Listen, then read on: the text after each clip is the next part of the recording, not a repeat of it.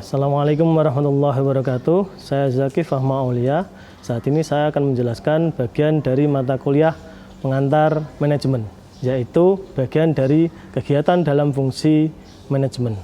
Bab ini adalah bab awal dalam mata kuliah pengantar manajemen. Nanti pada bagian ini ada 4 hal yang akan saya jelaskan.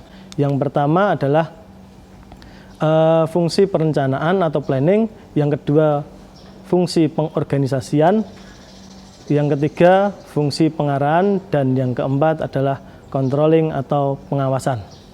Nah, keempat fungsi ini adalah fungsi-fungsi yang dibutuhkan oleh seorang manajer dalam memimpin sebuah perusahaan. Kekurangan pada 1 atau bahkan 2 atau lebih dari kegiatan ini akan membuat perusahaan tidak berjalan secara optimal. Oke, saya lanjutkan lagi bahwa fungsi perencanaan adalah bagaimana menetapkan tujuan dari perusahaan itu. Jadi perusahaan itu tujuannya mau kemana? Contoh umpamanya Anda punya usaha di bidang IT, maka tujuannya untuk apa nih? Harus jelas sejak awal. Nah, penentuan tujuan itu harus dimulai pada sesi planning. Jadi saat planning, saat perencanaan tujuan sudah jelas, sehingga nantinya saat perusahaan sudah berjalan, perusahaan tidak akan bingung menentukan tujuannya.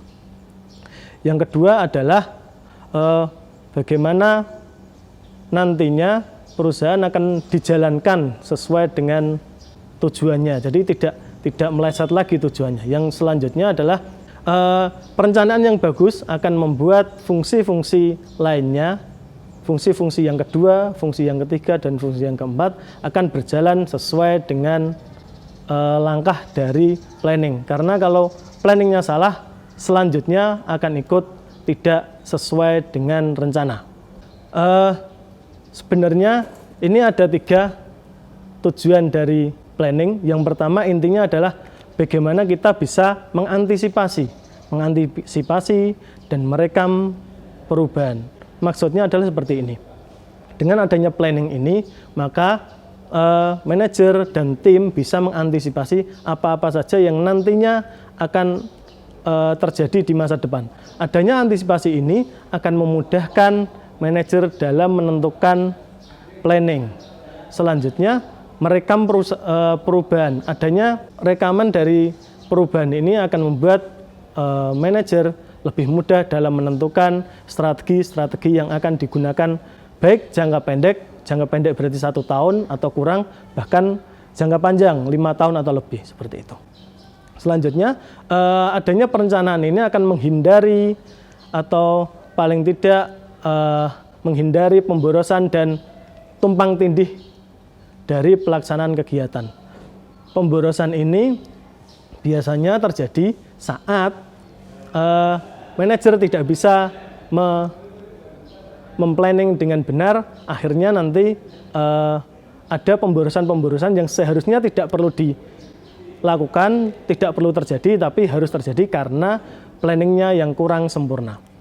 Selanjutnya adanya tumpang tindih. Tumpang tindih itu seperti ini, contohnya adalah satu orang akan membackup beberapa pekerjaan yang seharusnya itu pekerjaan bisa dilakukan oleh 1 orang. Atau ada pekerjaan yang terlewatkan. Jadi ada pekerjaan yang terlewatkan di mana pekerjaan ini seharusnya dilakukan oleh salah satu staf tapi terlewat karena ketidakpasan atau ketidaksiapan dari planning. Selanjutnya, adanya perencanaan ini akan menentukan standar dari batas minimal, sehingga adanya standar ini memudahkan manajer, memudahkan staf dalam menentukan pengawasannya nanti. Contoh seperti ini. Seumpamanya bagian marketing itu targetnya adalah 1 juta pada bagian perencanaan, maka pengawasan akan lebih mudah. Jadi seumpamanya marketing tidak bisa menjual produk sebanyak 1 juta, ada kesalahan pada yang pertama bisa dari planningnya karena terlalu tinggi targetnya, atau yang kedua kinerja dari marketingnya yang kurang sempurna. Jadi pengawasan lebih enak, karena tidak mencapai target maka berarti ini ada salah nih, ada salah pada yang pertama mungkin planningnya yang terlalu tinggi, yang kedua marketingnya. Jadi langsung terlihat, kesalahannya kemungkinan di A ataupun di B. Jadi nanti memperbaikinya lebih mudah.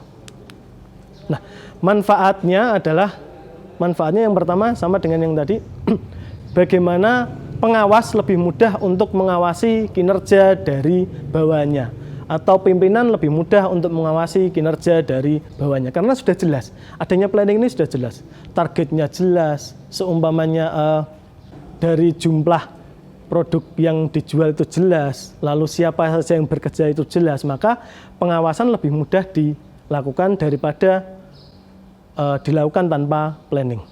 Yang kedua adalah meminimalkan kesalahan dan penyimpangan. Kesalahan-kesalahan, penyimpangan-penyimpangan yang ada bisa dikurangi saat planning dikerjakan dengan bagus. Contohnya seperti ini. Karena ada planning, jumlah produksinya disesuaikan dengan planning yang sudah dibuat. Contoh seperti ini. Tahun ini targetnya adalah menjual produk sebanyak 100.000 seumpamanya. Lalu bagian produksi pasti akan menargetkan dalam 1 tahun ini memproduksi 100.000. Sehingga dengan adanya planning ini, kejelasan target, karyawan maupun pimpinan tidak akan meleset begitu banyak dengan produknya. Contoh umpamanya akhirnya penjualnya tidak sampai 100.000, tapi kan mendekati 100.000. Jadi yang tersisa juga tidak banyak. Di lain pihak, kalau penjualannya ternyata lebih dari 100.000, kemungkinan tidak juga meleset begitu banyak. Akhirnya kekurangan yang tidak bisa dikerjakan dalam 1 tahun ini bisa dikebut di awal tahun mendatang. Selanjutnya adalah lebih terorganisir. Adanya planning ini, kegiatan-kegiatan dari organisasi menjadi lebih terorganisir. Siapa yang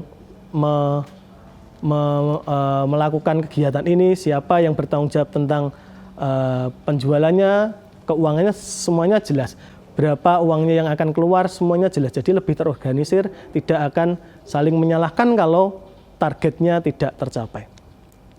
Selanjutnya, karena adanya planning ini, maka hal-hal yang di luar kontrol bisa diminimalisir karena adanya prediksi-prediksi. Kita sudah memprediksi nih, tahun ini adanya penurunan akibat pandemi, maka harus diprediksi, berarti penjualan pasti turun, daya beli masyarakat pasti turun, maka dengan adanya planning ini akan lebih memudahkan kepada seluruh elemen untuk memprediksi dan mendeteksi sejak awal kemungkinan-kemungkinan terburuknya, seperti itu.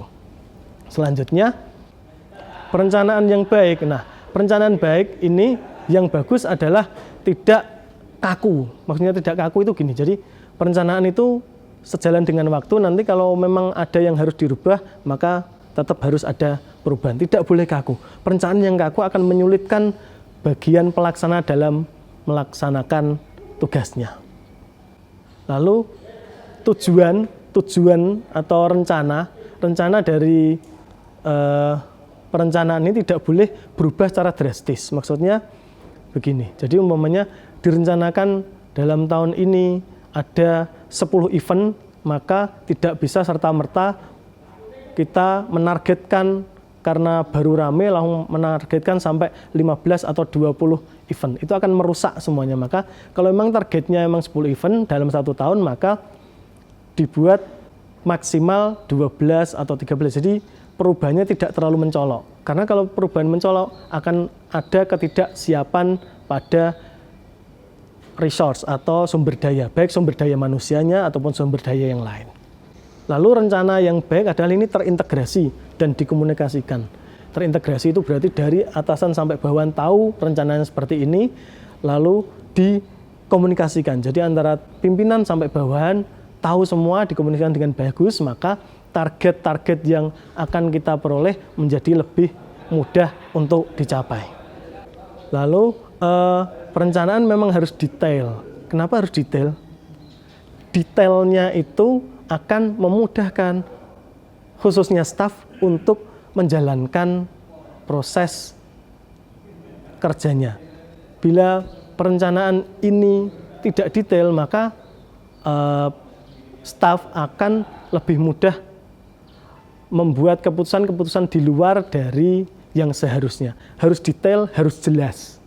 Karena bagian teknis adalah bagian yang butuh kejelasan tentang aturan-aturan. Semakin jelas, semakin detail, semakin bagus perencanaan. Selanjutnya adalah menyesuaikan sumber daya. Betul. Planning harus menyesuaikan sumber daya. Karena apa? Karena tanpa penyesuaian dari sumber daya akan merusak segalanya. Contohnya seperti ini. Di planning kita memplanningkan mempunyai event 30 event dalam 1 tahun. Ternyata sumber daya, yang pertama sumber daya manusia dan sumber daya uang, keuangannya itu nggak memenuhi, maka akan menyulitkan. Yang pertama dari sumber daya manusianya nggak kuat untuk melakukan 30 event, dipaksa akan menurunkan kualitas dari produk atau jasa yang kita buat. Sumber daya keuangan, uangnya tidak mampu, uangnya ternyata hanya bisa membackup sampai 15 event, dipaksa sampai 30 event, ya akhirnya hasilnya tidak sempurna. Ketidaksempurnaan itu akan membuat kinerja perusahaan menjadi jelek.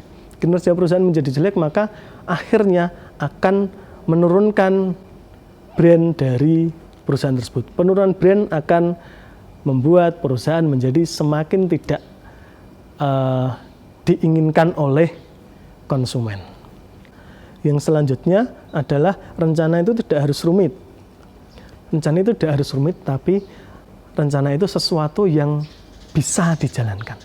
Rumit itu berarti kita membuat rencana yang bagus, luar biasa bagus, tapi tidak bisa di breakdown untuk menjadi kegiatan yang memang benar-benar kita bisa jalankan. Apabila terlalu rumit, akan sulit stafnya untuk menjalankan. Apabila terlalu rumit, nanti kalau ada masalah di tengah jalan, di proses produksi, umpamanya itu akan menyulitkan semuanya. Seperti itu. Sekian materi dari saya tentang planning. Terima kasih. Wassalamualaikum warahmatullahi wabarakatuh.